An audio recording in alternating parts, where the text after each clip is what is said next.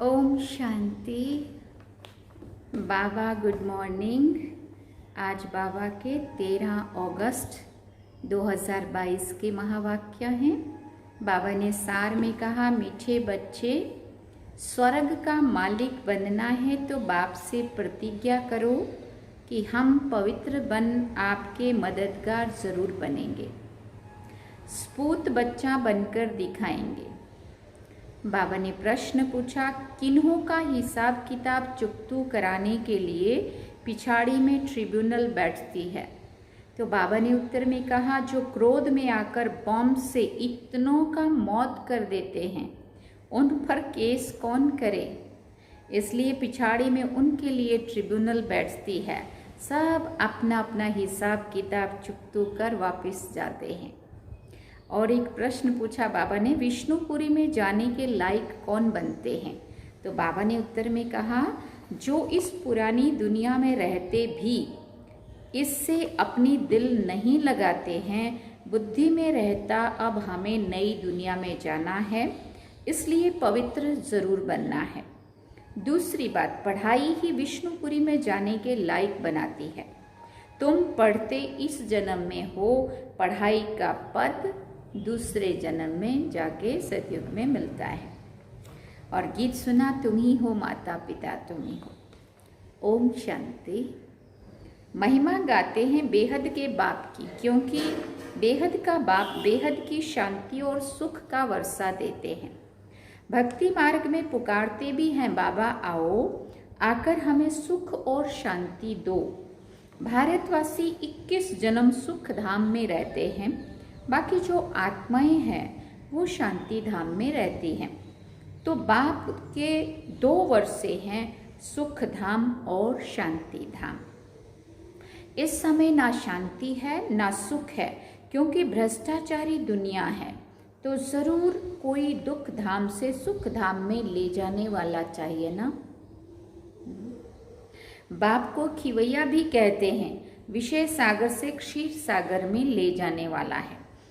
खिवैया मना पार ले जाने वाला, तो कहाँ ले जाते हैं? इस विषय सागर से क्षीर सागर में ले जाते हैं। बच्चे जानते हैं बाप ही पहले शांति धाम में ले जाएंगे, क्योंकि अब टाइम पूरा होता है। ये बेहद का खेल है। इसमें ऊंचते ऊंच मुख्य क्रिएटर डायरेक्टर मुख्य एक्टर कौन है? ऊंचते ऊंच है भगवान। उनको सबका बाप कहा जाता है। वो स्वर्ग का रचयिता है। फिर जब मनुष्य दुखी होते हैं तो लिबरेट भी करते हैं। रूहानी पंडा भी है। सभी आत्माओं को शांति धाम ले जाते हैं। वहाँ सब आत्माएं रहती हैं। ये ऑर्गन्स यहाँ मिलते हैं जिससे आत्मा बोलती है। आत्मा खुद भी कहती है, मैं जब सुख धाम में थी तो शरीर सतो प्रधान था। मैं आत्मा 84 जन्म भोगती हूँ। सतयुग में 8 जन्म, त्रेता में 12 जन्म पूरे हुए, फिर फर्स्ट नंबर में जाना है।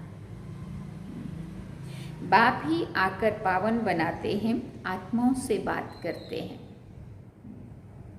आत्मा शरीर से अलग है तो कुछ बात नहीं कर सकती है। जैसे रात में शरीर से अलग हो जाती है।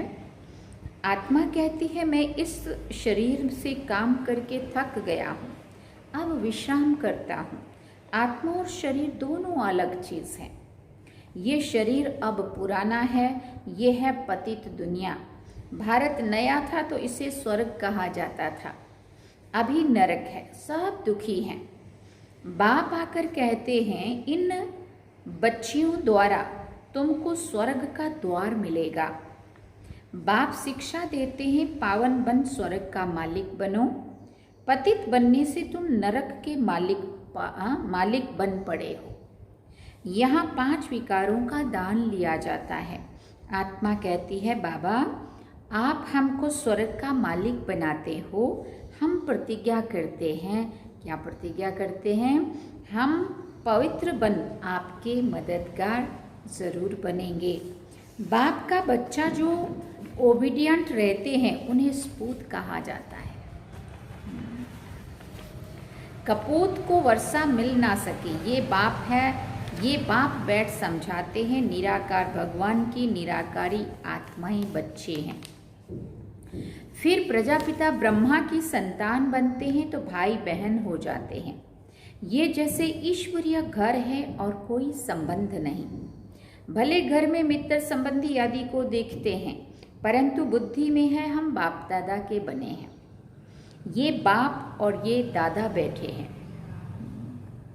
यहाँ गर्भ जेल में तो सजाएं खाते हैं, सतयुग में जेल नहीं होता है। ना ये जेल ना वो जेल, ना गर्भ जेल ना दूसरी जेल। वहाँ पाप ही नहीं होता क्योंकि रावण ही नहीं है, इसलिए वहाँ गर्भ महल होता है। जैसे पीपल के पत्ते पर श्री कृष्ण को दिखाते हैं ना, वो भी गर्भ में जैसे क्षीर सागर है। सतयुग में ना गर्भ जेल होता और ना वो जेल होता। आधा कल्प है नई दुनिया, वहाँ है सुख। जैसे मकान पहले नया होता है फिर पुराना होता है, वैसे सतयुग है नई दुनिया, कलयुग है पुरानी दुनिया। कलयुग से फिर सतयुग जरूर बनना है। चक्र रिपीट होता रहता है। ये बेहद का चक्र है जिसकी नॉलेज बाप ही समझाते हैं। बाप ही नॉलेजफुल है, इनकी आत्मा भी नहीं समझा सकती। ये पहले पावन थे, फिर 84 जन्म लेकर पतित बने हैं। तुम्हारी आत्मा भी पावन थी, फिर पतित बनी है। बाप कहते हैं मैं इस पतित दुनिया का मुसाफिर हूँ, क्योंकि पतित बुलाते हैं कि आकर पावन बनाओ। मुझे अपना परम धाम छोड़ पतित दुनिया, पतित शरीर में आना पड़ता है। यहाँ तो पावन शरीर है नहीं।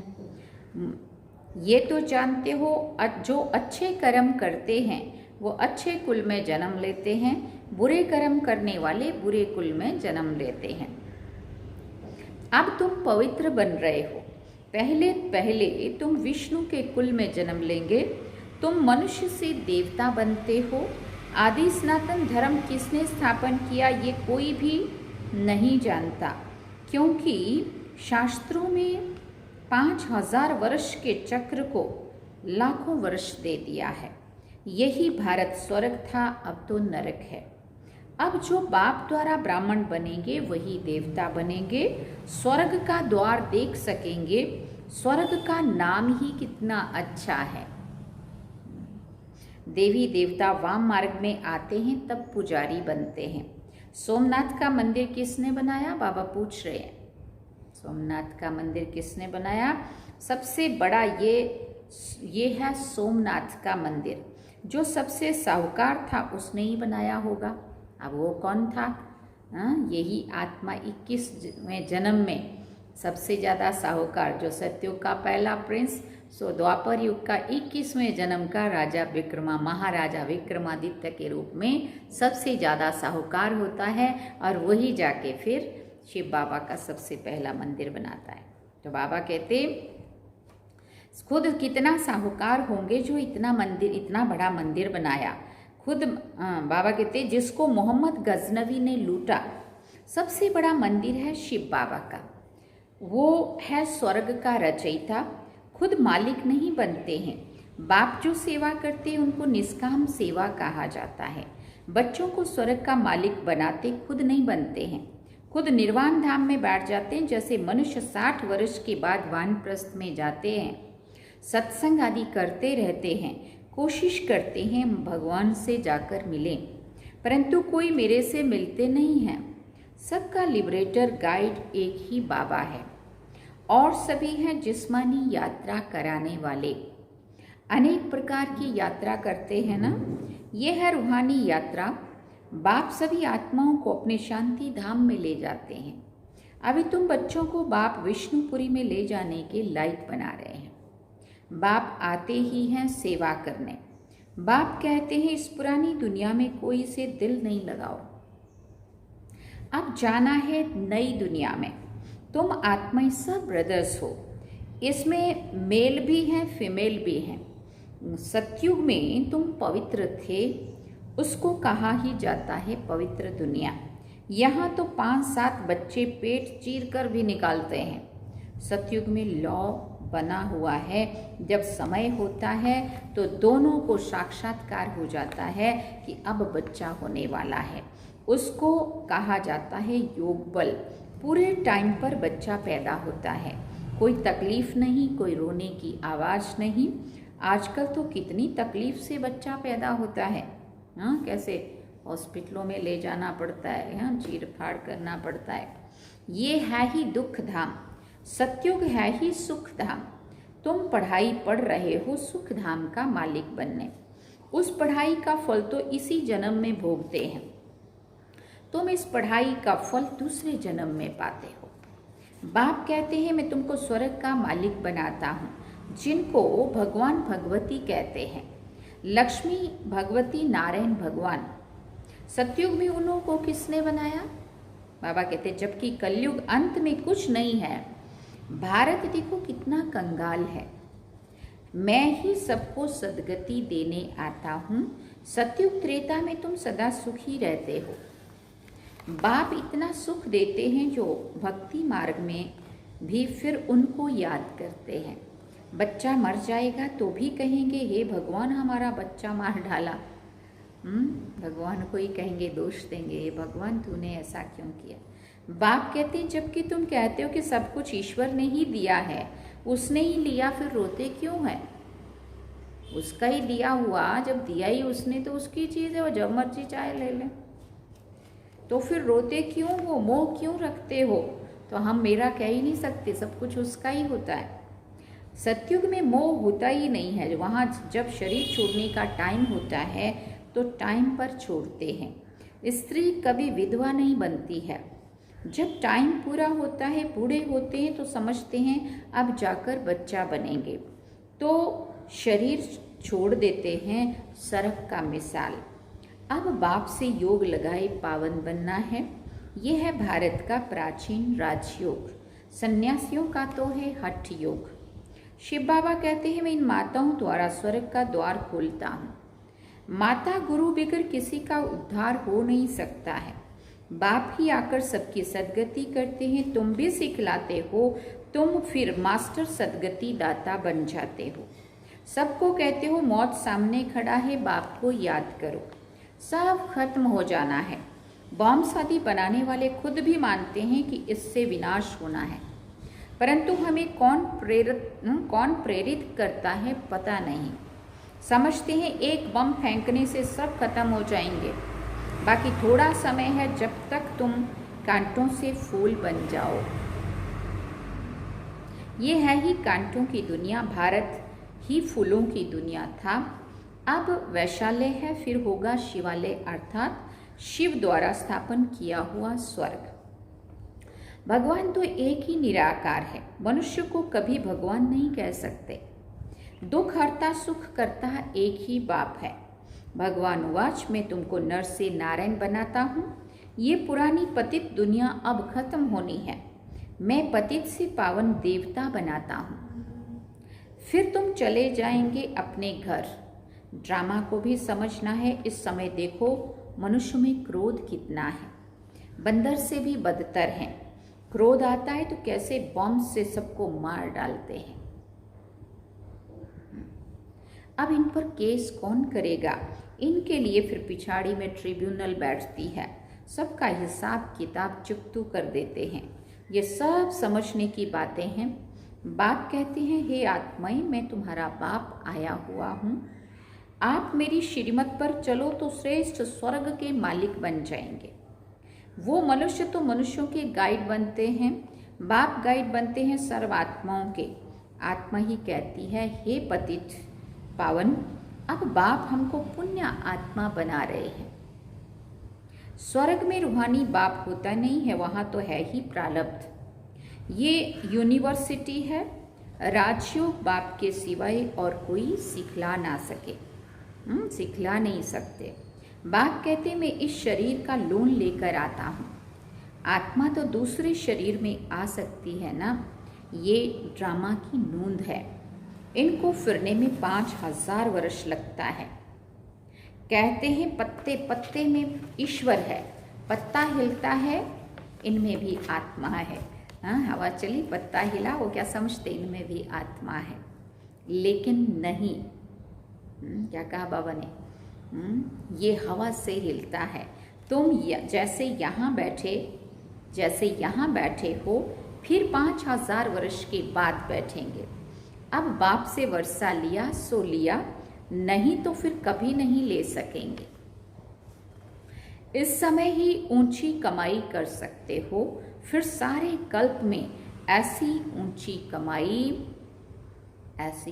कमाई हो नहीं सकती।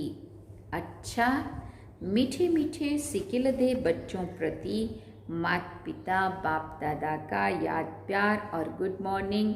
रूहानी बाप की रूहानी बच्चों को नमस्ते। हम रूहानी बच्चों की रूहानी माता पिता बाप दादा को दिल व जान से प्रेम से याद प्यार, गुड मॉर्निंग, नमस्ते, थैंक यू बाबा, शुक्रिया बाबा। अब धारणा के लिए मुख्य सार है। पहला पॉइंट, समय बहुत थोड़ा है, इसलिए कांटे से फूल बन सबको फूल बनाना है। शांति धाम और सुख धाम का रास्ता बताना है। दूसरा पॉइंट, वैष्णव कुल में जाने के लिए अच्छे कर्म करने हैं, पावन जरूर बनना है, सदा रूहानी यात्रा करनी और करानी है। वरदान में बाबा ने कहा, फ्राक दिल बन अकुट खजानों से सबको भरपूर करने वाले मास्टर दाता भव। फ्राक दिल बन अकुट खजानों से सबको भरपूर करने वाले मास्टर दाता भव। आप दाता के बच्चे मास्टर दाता हो। किसी से कुछ लेकर फिर देना, वो देना नहीं है। लिया और दिया तो ये तो बिजनेस हो गया। दाता के बच्चे फ्राक दिल बन दे जाओ। लेने की उम्मीद या आश नहीं रखो, या ये नहीं सोचो कोई हमें देगा तो हम उनको देंगे, कोई जैसा देगा हम वैसा देंगे, नहीं। दाता के बच्चे फ्राक दिल बन देते जाओ। अखुट खजाना है, जिसको जो चाहिए वो देते भरपूर करते जाओ। किसी को खुशी चाहिए, स्नेह चाहिए, शांति चाहिए, देते चलो। वो मुझे खुशी देगा तो मैं दूँ, वो मुझे शांति देगा तो मैं दूँ, वो मुझे स्नेह देगा तो मैं दूँ। नहीं, वो तो दुनिया भी करती है, थोड़ा थोड़ा अल्पकाल के लिए, लेकिन जो कभी भी नहीं और कुछ भी नहीं दे रहा है उसको भी दो। परोपकारी सदा।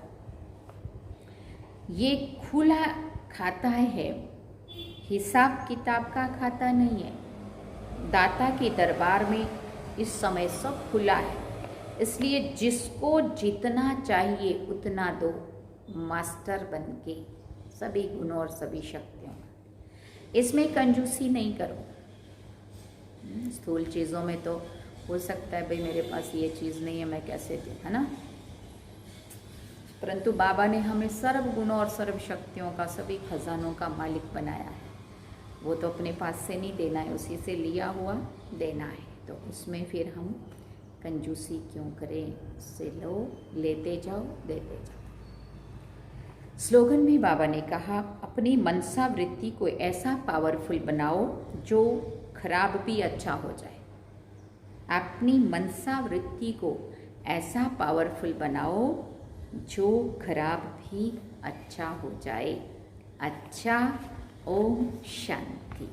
ये थे आज के बाबा के महावाक्य। बाबा ने सार में कहा, मीठे बच्चे, स्वर्ग का मालिक बनना है तो बाप से प्रतिज्ञा करो कि हम पवित्र बन आपके मददगार जरूर बनेंगे, स्पूत बच्चा बनकर दिखाएंगे। क्या करेंगे? स्पूत बच्चा बनकर दिखाएंगे। और गीत क्या सुना? तुम्ही हो माता पिता तुम।